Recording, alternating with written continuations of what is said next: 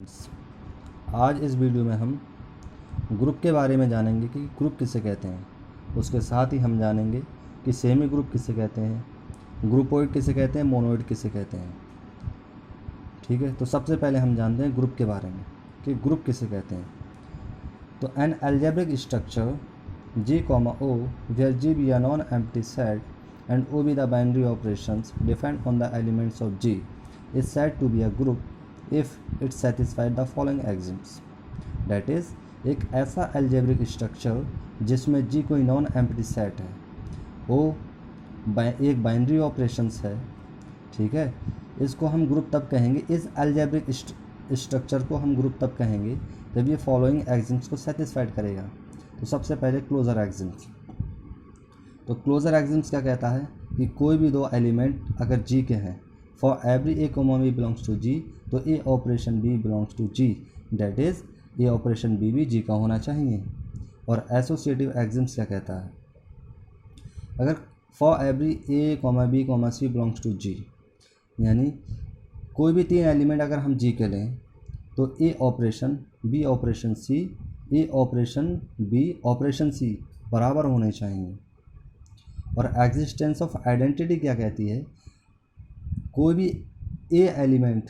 Element अगर हम जी का लें तो उसमें ई इस तरह से एग्जिस्ट करेगी जी के अंदर, अगर ए को ई के साथ ऑपरेट करें तो वही एलिमेंट मिलना चाहिए, या ई को ए के साथ ऑपरेट करें तब भी अगर ए ही एलिमेंट मिलता है तो हम कहते हैं कि इज़ द आइडेंटिटी ऑफ जी, यानी ई ग्रुप की आइडेंटिटी है।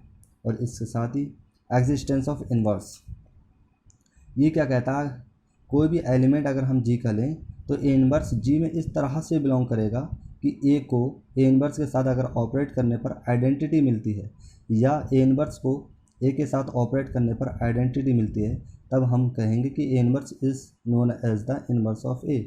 अगर ये चारों कंडीशन सेटिस्फाइड हो जाती हैं तब हम कहेंगे कि जो अलजेब्रिक स्ट्रक्चर है वो ग्रुप कहलाएगा। अगर हमसे पूछ लिया जाए कि अबेलियन ग्रुप किसे कहते हैं, तो इसके साथ एक और कंडीशन जुड़ जाती है कम्यूटेटिव की।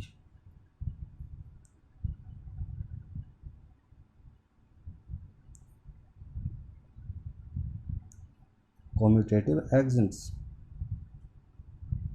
ये एक्सिम्स क्या कहता है, for every A comma B belongs to जी,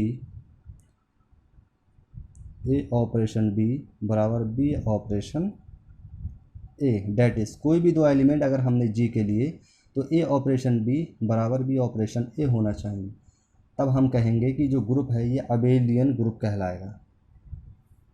अब बात आती है कि ग्रुपोइड किसे कहते हैं। तो ग्रुपोइड होने के लिए सिर्फ क्लोजर एक्सिम सेटिस्फाइड होनी चाहिए, यानी कोई भी दो एलिमेंट अगर हम जी के लें तो ए ऑपरेशन बी भी जी का अगर हो गया तो हम कहेंगे कि वो ग्रुपोइड कहलाएगा। सिर्फ एक कंडीशन सेटिस्फाइड होनी चाहिए ग्रुपोइड के लिए। अगर हमसे पूछता सेमी ग्रुप किसे कहते हैं, तो सेमी ग्रुप के लिए दो कंडीशन सेटिस्फाइड होनी चाहिए, क्लोजर एक्सिम्स और एसोसिएटिव एक्सिम्स। यानी एसोसिएटिव एक्सिम्स क्या कहता है कि तीन एलिमेंट अगर हम जी के लें तो A operation B operation C बराबर ए ऑपरेशन बी ऑपरेशन सी होना चाहिए। अगर मोनोइड के बात आती है कि मोनोइड किसे कहते हैं, तो तीन कंडीशन सेटिस्फाइड होनी चाहिए, यानी तीन एक्सिम सेटिस्फाइड होनी चाहिए, क्लोजर एक्सिम्स, एसोसिएटिव एक्सिम्स और existence of identity. Existence of identity के बारे में फिर से बता दूं कि कोई भी एलिमेंट अगर हमने जी का लिया तो ई जी के अंदर इस तरह से बिलोंग करनी चाहिए कि ए ऑपरेशन ई या ई ऑपरेशन ए अगर ए के बराबर हो गया तो हम कहेंगे ई इस ग्रुप की आइडेंटिटी है। अगर ये तीन कंडीशन सेटिस्फाइड होती हैं तब हम कहेंगे ये मोनोइड है। अब बात आती है कि फाइनाइट ग्रुप किसे कहते हैं, यानी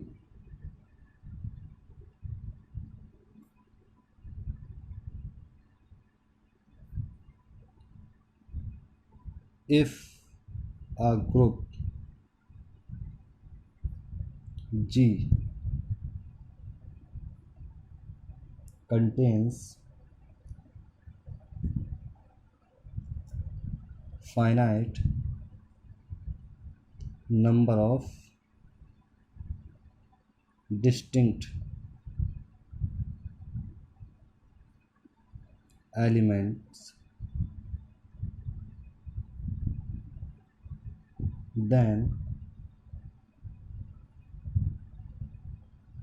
the group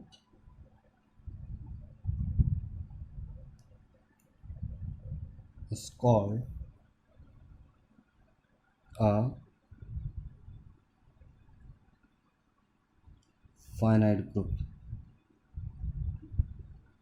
कहने का मतलब यह है, अगर किसी भी ग्रुप में फाइनाइट नंबर ऑफ एलिमेंट्स हो और वो भी अलग अलग होने चाहिए, अगर किसी भी ग्रुप में फाइनाइट नंबर ऑफ एलिमेंट्स हो, यानी किसी भी ग्रुप में एलिमेंट्स की संख्या अगर फाइनाइट है तब हम उसे फाइनाइट ग्रुप कहेंगे।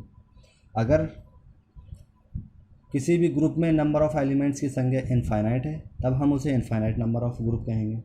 ठीक है, तब हम उसे इनफाइनाइट ग्रुप कहेंगे। एलिमेंट्स की संख्या इनफाइनाइट तब हम उसे इनफाइनाइट ग्रुप कहेंगे। एलिमेंट्स की संख्या अगर फाइनाइट वर्ड डिस्टिंक्ट होनी चाहिए तब हम उसे फाइनाइट ग्रुप कहेंगे।